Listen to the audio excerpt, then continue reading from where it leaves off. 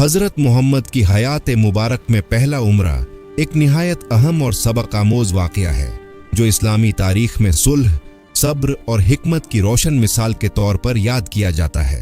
ये वाक़या 6 हिजरी में पेश आया और तारीख में इसे सुलह हुदैबिया और उम्रा हुदैबिया के नाम से जाना जाता है। उम्रा करने की नियत। सन 6 हिजरी में एक रात हजरत मोहम्मद ने ख्वाब देखा कि आप अपने सहाबा के साथ काबा में दाखिल हो रहे हैं और अमन के साथ उम्रा अदा कर रहे हैं।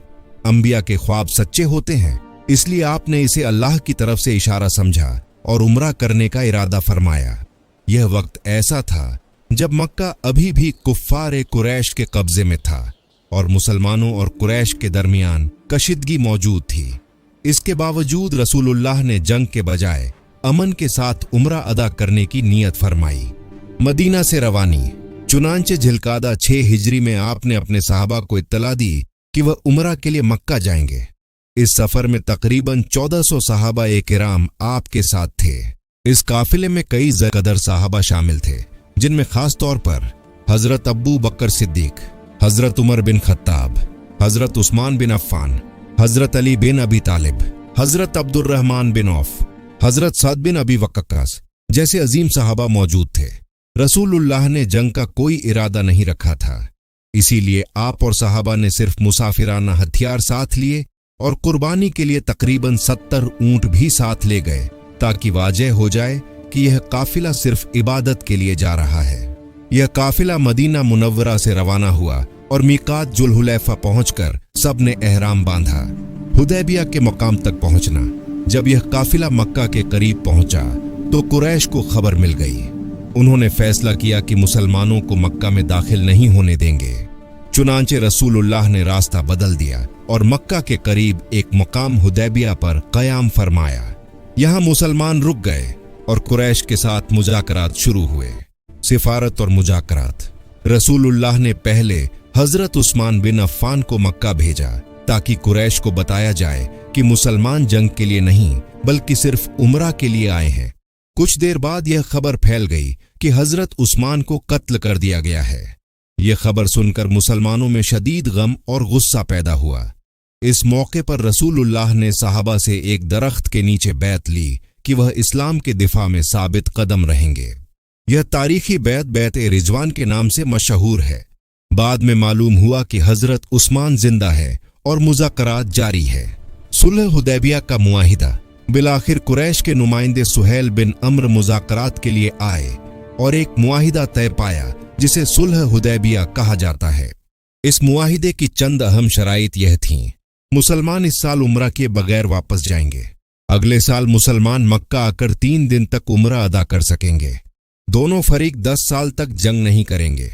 अगरचे बज़ाहिर यह शराइत मुसलमानों के लिए सख्त महसूस हो रही थीं, लेकिन रसूलुल्लाह ने दूरअंदेशी और हिकमत के साथ इसे कबूल फरमा लिया। बाद में अल्लाह ताला ने कुरान में इसे वाज़ेह फतह करार दिया। उम्रा की नियत के साथ एहराम खोलना।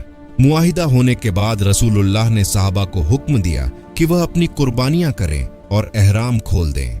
सहाबा को बहुत दुख था क्योंकि वह उम्रा के बगैर वापस जा रहे थे, लेकिन जब रसूलुल्लाह ने खुद कुर्बानी की और सर मुंडवाया तो सब सहाबा ने भी उसी तरह अमल किया। यह मंजर इताअत और मोहब्बत की बेमिसाल था। मदीना वापसी। इसके बाद रसूलुल्लाह और सहाबा हुदैबिया से वापस मदीना रवाना हो गए। रास्ते में अल्लाह ताला ने कुरान की एक अजीम सूरत नाजिल फरमाई, सूरह अल फतह, जिसमें अल्लाह ताला ने फरमाया कि यह सुलह दरअसल मुसलमानों के लिए एक बड़ी फतह है। वाकई ऐसा ही हुआ, क्योंकि इस मुआहिदे के बाद इस्लाम तेजी से फैलने लगा और बहुत से लोग मुसलमान हो गए।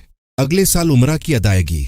मुआहिदे के मुताबिक अगले साल यानी 7 हिजरी में रसूलुल्लाह और सहाबा दोबारा मक्का गए और इस उम्रा को उम्रा कज़ा कहा जाता है। इस मौके पर मुसलमानों ने अमन के साथ काबा शरीफ का तवाफ किया, सफा मरवा की सई की और कुर्बानी दी। इस वाक़े से हासिल होने वाले सबक। हजरत मोहम्मद के पहले उम्रा के वाक़े से हमें कई अहम सबक मिलते हैं। सब्र और बर्दाश्त। कभी कभी वक्ती नुकसान मुस्तक़बिल की बड़ी कामयाबी का सबब बनता है। अमन की अहमियत। रसूलुल्लाह ने जंग के बजाय सुलह को तरजीह दी। क़ियादत और हिकमत।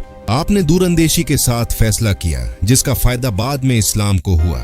सहाबा की इताअत। सहाबा किराम ने रसूलुल्लाह के हर हुक्म पर मुकम्मल अमल किया। खुलासा, हजरत मोहम्मद का पहला उम्रा दरअसल उम्रा-ए-हुदैबिया के नाम से जाना जाता है। अगरचे इस साल मुसलमानों को उम्रा अदा करने की इजाजत नहीं मिली, लेकिन यही वाकया बाद में इस्लाम की अजीम कामयाबी का सबब बना। यह वाकया हमें सिखाता है कि हिकमत, सब्र और अल्लाह पर भरोसा इंसान को हमेशा कामयाबी की तरफ ले जाते हैं। दोस्तों, अगर वीडियो अच्छी लगी हो तो प्लीज चैनल को सब्सक्राइब और वीडियो को लाइक जरूर करते जाना।